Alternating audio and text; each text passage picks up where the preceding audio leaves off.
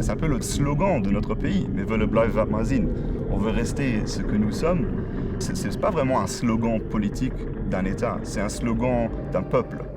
Il faut savoir, l'hymne national luxembourgeois s'appelle Heimat, la patrie en français. Donc, cet hymne décrit d'abord la beauté des paysages du Luxembourg. Cet hymne national chanté par des luxembourgeois, je ne sais pas, qui seraient réfugiés à Brême ou à Amsterdam ou à Copenhague encore, ce serait totalement vidé de son contexte. Ça ne donnerait finalement plus grand sens. Wenn wir eine Krisensituation wir an Lützebäuer müssen definieren, wo leben wir mit wem, dann meine ich, dass die meisten Lützebäuer sagen, okay, ich will in einer Communität leben, wo ich manst regelmäßig kulturellen Accès zum Lützebäuerischen, sprachlichen Lützebäuerischen haben. Le luxembourgeois, c'est le francique mosellan où il y a des mots très anciens qui sont encore différents de tous ceux qu'on a dans les autres pays. C'était la langue que parlait Charlemagne. La question, c'est évidemment, est-ce qu'on pourrait préserver la langue? Les enfants des réfugiés iraient dans une école en Allemagne, aux Pays-Bas, ou en Belgique, ou peut-être plus loin encore. Ah ben, la langue va du coup disparaître. Ils parleraient la langue des écoliers ordinaires de ces écoles. Les luxembourgeois seront éclatés, ils vont encore le parler entre eux un certain temps, mais de génération en génération, le nombre de luxembourgophones se réduira. Il n'y aurait que les parents qui peut-être continueraient à parler le luxembourgeois.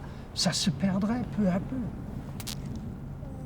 C'est très difficile d'avoir eu des parents qui ont été apatrides, qui ont été déracinés par la violence, évidemment, de leur lieu. On sent qu'il y a un vide derrière eux, c'est ce que j'appelle les affects de la langue maternelle. On sent qu'ils se réfèrent à un lieu qui a disparu.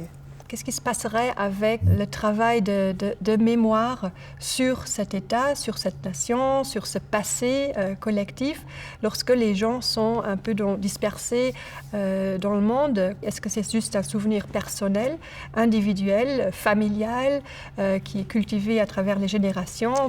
Si au bout de 2-3 générations, les Luxembourgeois peuvent retourner dans leur pays, à partir du moment où la langue première du Luxembourg que parlait leur grand-mère ne leur a pas du tout été transmise, ce n'est plus dans leur pays qu'ils retournent.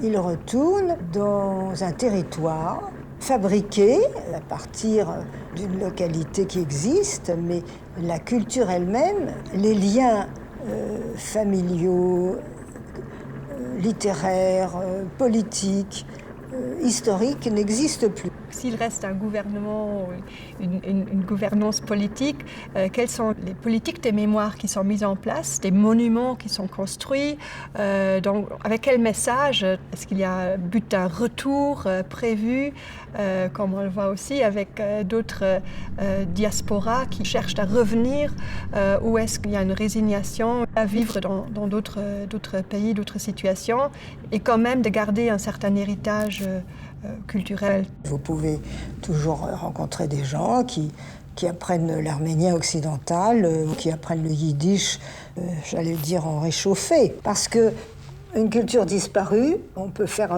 des soirées artistiques, des soirées folkloriques, on peut faire des conférences, c'est très, très important.